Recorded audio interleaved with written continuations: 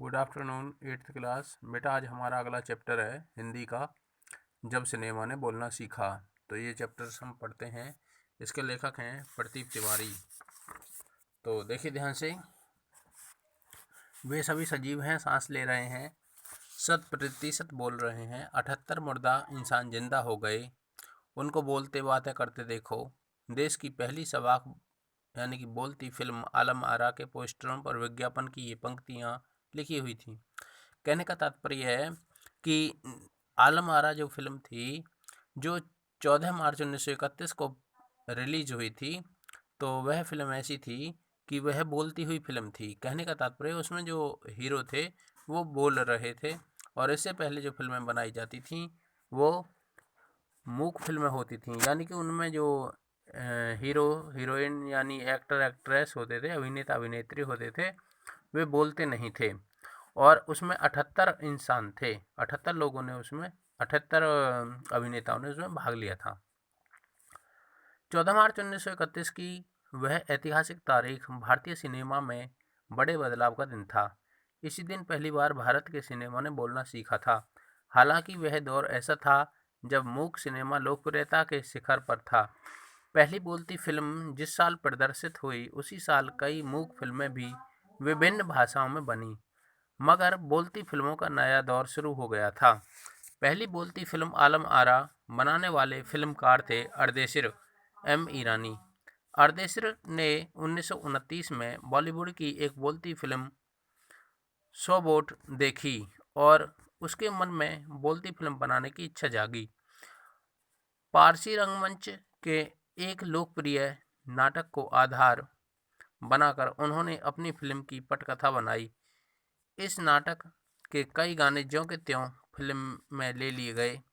एक इंटरव्यू में अर्देशिर ने उस वक्त कहा था, हमारे पास कोई संवाद लेखक नहीं था, गीतकार नहीं था, संगीतकार नहीं था। इन सब की शुरुआत होनी थी। अर्देशिर ने फिल्म के गानों के लिए स्वयं की धुनें चुनी। फिल्म के संगीत में महज 3 वाद्य तबला, हारमोनियम और वायलिन का इस्तेमाल किया गया। आलम आरा में संगीतकार या गीतकार में स्वतंत्र रूप से किसी का नाम नहीं डाला गया। इस फिल्म में पहले पार्श्व गायक बने WM खान। पहला गाना था दे दे खुदा के नाम पर प्यारे, अगर देने की ताकत है। आलम आरा का संगीत उस समय डिस्क फॉर्म में रिकॉर्ड नहीं किया जा सका।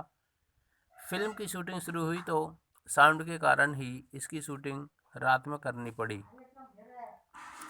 मूक युग की अधिकतर फिल्मों को दिन के प्रकाश में शूट कर लिया जाता था, मगर आलम आरा की शूटिंग रात में होने के कारण इसमें कृत्रिम प्रकाश व्यवस्था करनी पड़ी।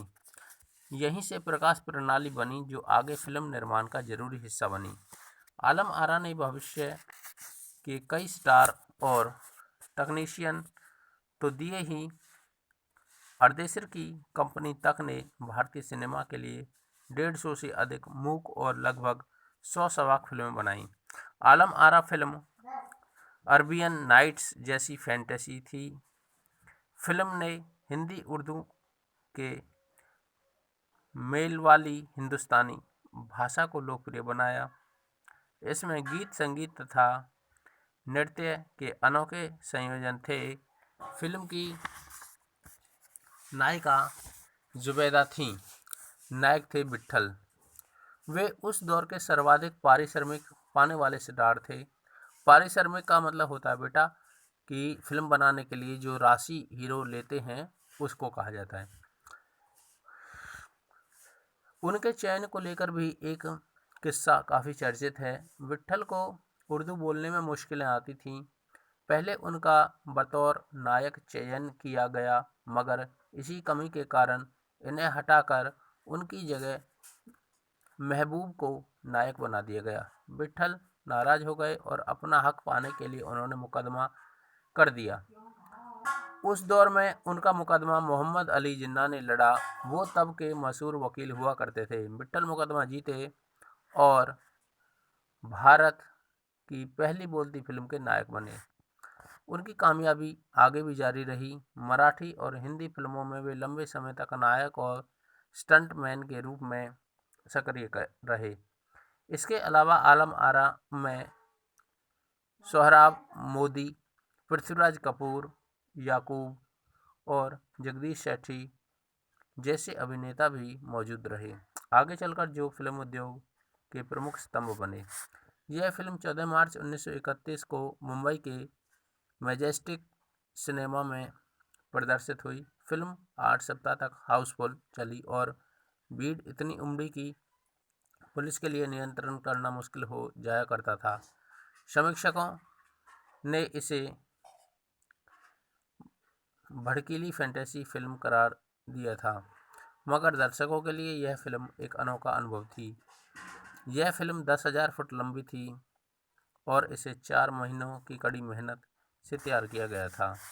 सवाक फिल्मों के लिए पौराणिक कथाओं, पारसी रंगमंच के नाटकों, अरबी प्रेम कथाओं को विषय के रूप में चुना गया। इनके अलावा कई सामाजिक विषयों वाली फिल्में भी बनी। ऐसी एक फिल्म थी खुदा की शान। इसमें एक किरदार महात्मा गांधी जैसा था। इसके कारण सवाक फिल्मों को ब्रिटिश शासकों की तीखी नज़र का सामना करना पड़ा। सवाक सिनेमा के नए दौर की शुरुआत करने वाले निर्माता निर्देशक अर्देशिर इतने विनम्र थे कि जब 1956 में आलम आरा के प्रदर्शन के 25 वर्ष पूरे हुए तब उन्हें सम्मानित किया गया और उन्हें भारतीय सवाक फिल्मों का पिता कहा गया। तो उन्होंने उस मौके पर कहा था, मुझे इतना बड़ा खिताब देने की ज़रूरत नहीं, मैंने तो देश के लिए अपने हिस्से का ज़रूरी योगदान दिया है। जब पहली बार सिनेमा ने बोलना सीख लिया, सिनेमा में काम करने के लिए पढ़े लिखे अभिनेता अभिनेत्रियों की ज़रूरत भी शुरू हुई, क्योंकि अब संवाद भी बोलने थे, सिर्फ अभिनय से काम चलने वाला नहीं था। मूक फिल्मों के दौर में तो पहलवान जैसे शरीर वाले, स्टंट करने वाले और उछल कूद करने वाले अभिनेताओं से काम चल जाया करता था। अब उन्हें संवाद बोलना था और गायन की प्रतिभा की कद्र भी होने लगी थी। इसलिए आलम आरा के बाद आरंभिक सवाक दौर की फिल्मों में कई गायक अभिनेता बड़े पर्दे पर नजर आने लगे। हिंदी उर्दू भाषाओं का महत्व बढ़ा। सिनेमा में देह और तकनीक की भाषा की जगह जन प्रचलित बोलचाल की भाषाओं का दाखिला हुआ। सिनेमा ज़्यादा देशी हुआ। एक तरह की नई आज़ादी थी जिससे आगे चलकर हमारे दैनिक और सार्वजनिक जीवन का प्रतिबिंब फिल्मों में बेहतर होकर उभरने लगा। अभिनेताओं अभिनेत्रियों की लोकप्रियता का असर उस दौर के दर्शकों पर भी खूब पड़ रहा था। माधुरी नाम की फिल्म में नायिका सुलोचना की हेयर स्टाइल उस दौर में औरतों की में लोकप्रिय थी। औरतें अपनी केश सज्जा इसी तरह से कर रही थीं। अर्देशिर ईरानी की फिल्मों में भारतीय के अलावा ईरानी कलाकारों ने भी अभिनय किया था। स्वयं आलम आरा भारत के अलावा श्रीलंका, बर्मा और पश्चिम एशिया में पसंद की गई। भारतीय सिनेमा के जनक फाल्के को सवाक सिनेमा के जनक अर्देशिर ईरानी की उपलब्धि को अपनाना ही था, क्योंकि वहाँ से सिनेमा का नया युग शुरू हो गया था। प्रदीप तिवारी, बेटा ये आपका लेसन है, तो ये लेसन आप पहले पढ़ें और इसके ऑप्शन टाइप क्वेश्चंस करें। अभ्यास के क्वेश्चन आपको नेक्स्ट वीडियो में कराए जाएंगे। Okay, thank you.